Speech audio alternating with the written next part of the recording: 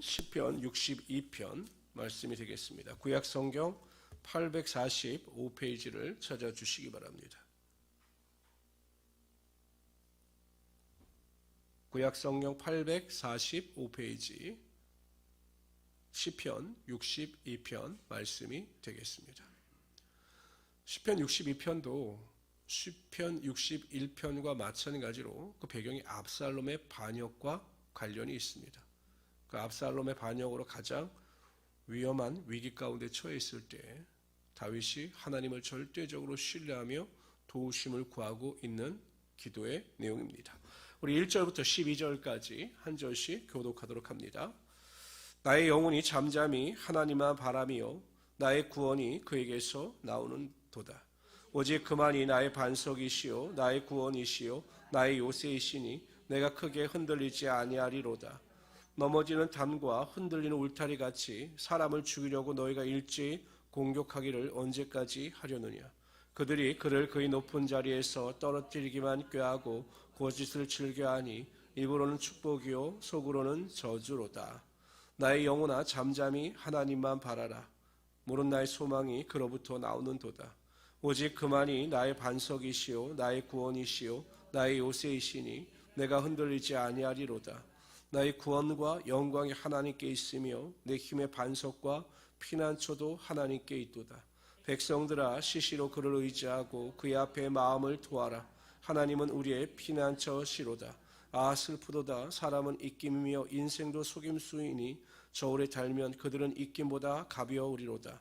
포악을 의지하지 말며 탈취한 것으로 허망하여지지 말며 재물이 늘어도 거기에 마음을 두지 말지어다. 하나님이 한두 번 하신 말씀을 내가 들었나니 권능은 하나님께 속하였다 하셨도다. 주여 인자함은 주께 속하오니 주께서 각 사람이 행한 대로 갚으시니이다. 아멘. 2절에 보면 다윗은 이렇게 고백합니다. 오직 그만이 나의 반석이시요 나의 구원이시요 나의 요새이시니 내가 크게 흔들리지 아니하리로다. 다윗은 지금 절체절명의 위기 가운데 빠져 있습니다. 보통 이 정도의 위기라면 대부분의 사람들은 낙심하고 쓰러지고 절망합니다. 그렇지 않겠습니까? 자신의 사랑하는 아들이 자신을 배반하고 자신이 믿었던 아이도맥 같은 사람이 자신을 배반했을 때 얼마나 큰 충격을 받겠습니까? 그러나 다윗은 오늘 본문에서 나는 그래도 흔들리지 아니한다. 크게 요동하지 아니한다 라고 선포하고 고백합니다. 그 이유에 대해서 뭐라고 고백하시냐면 하나님께서 여전히 나와 함께 하시며 그 하나님은 나의 반석이 되시고 구원이 되시고 나의 요새가 되시기 때문에 나는 결코 흔들리지 아니한다 라고 고백하고 있는 것입니다. 다니엘이 하나님을 섬기고 기도하는 일로 사자굴에 던져질 위기에 처하게 되었습니다. 바울과 실라가 빌립보에서 복음을 증거하다가 매를 맞고 착고에 차인 채 감옥에 던져지게 되었습니다. 그러나 다니엘도 바울도 실라도 그 위기 가운데 낙심하고 흔들려서 하나님께 원망하고 불평한 것이 아니라 다니엘은 여전히 기도하면서 하나님께 감사했고 바울과 실라도 하나님께 기도하며 하나님께 감사함으로 하나님께 찬양을 올렸습니다. 그럴 때 하나님께서 그들에게 놀라운 기적의 역사가 나타나게 하여 주셨던 것입니다. 그들이 그 위기 가운데 흔들리지 않았던 이유가 무엇일까요? 바로 이 다윗과 같이 하나님은 나의 반석이시고 구원이시고 나의 요새이시다라고 하는 확실한 믿음이 있었기 때문에 흔들리지 아니하고 온전한 믿음을 나타날 때 하나님께서 크신 은혜와 능력이 나타나게 하여 주셨던 것입니다. 보통 성도들이 문제 가운데 두려움을 느끼는 것은 그 문제로 인하여 두려움을 느끼는 것이 아닙니다. 문제가 어렵기 때문에 문제가 힘들기 때문에 고통스럽기 때문에 두렵고 불안한 것이 아닙니다. 문제 가운데 두려움과 불안을 느끼는 이유는 하나님께 대한 믿음이 없기 때문입니다.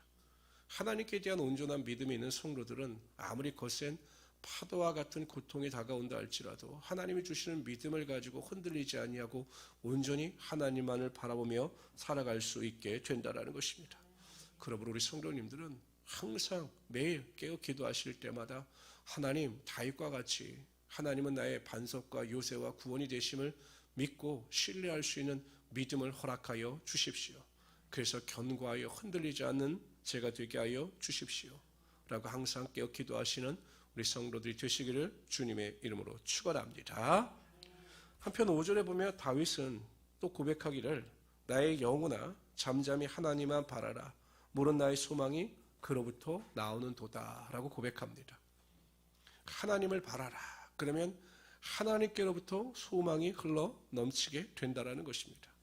그럴 수밖에 없지요.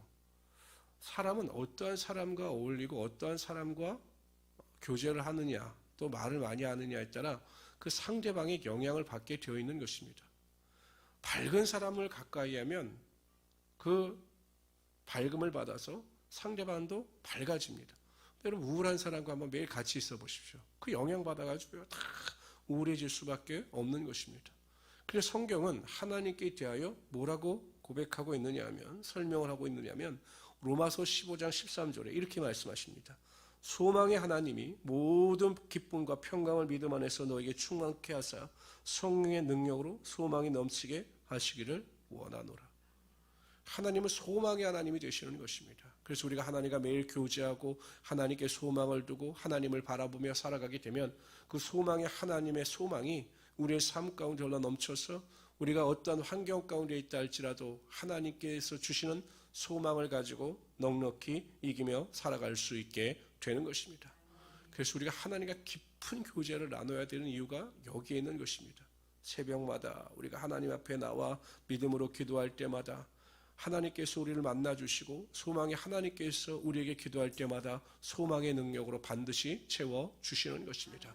그래서 우리 성도님들은 이러한 소망의 능력을 항상 맛보시면서 아무리 어려움 가운데 있을지라도 하나님이 주시는 기쁨, 평강, 소망 이러한 은혜 가운데 승리하며 살아갈 수 있는 우리 성도들이 되시기를 주님의 이름으로 축원합니다. 12절에서 다윗은 또 이렇게 고백합니다.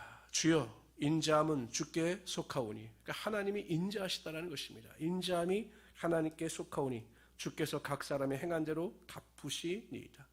인자한 하나님은 하나님을 사랑하고 섬기는 자들에게 좋은 것으로 행한 대로 갚아주시는 하나님이 되신다라는 것입니다. 우리가 고통 가운데 믿음을 지켜 하나님께 소망을 두고 하나님을 신뢰하고 의지하며 살아가게 되면 하나님께서 우리의 삶 가운데 그 믿음보다 넘치는 하나님의 축복이 반드시 나타나게 하여 주실 것입니다.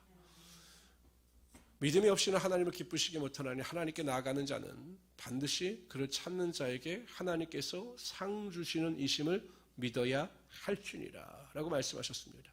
근데 여러분 더 감사한 것이 무엇이냐? 하나님은 우리가 행하고 구하는 것보다 항상 넘치도록 우리의 삶에 갚아주시는 하나님이 되신다라는 것입니다. 가장 좋은 때 가장 최상의 선물을 항상 우리에게 베풀어 주시는 하나님이 되시는 것입니다. 그러므로 새벽마다 기도하실 때 꿈과 소망과 비전을 가지고 기도하십시오. 나의 삶의 환경 안에서 자꾸 내 능력만 생각하시지 말고 넉넉히 채워주시는 하나님을 기대하시면서 꿈을 꾸시고 믿음으로 기도하시고 입술로 선포하셔서 하나님이 채워주시는 놀라운 축복을 누리며 살아갈 수 있는 하나님의 귀한 성도들이 되시기를 주님의 이름으로 축원합니다. 기도합시다.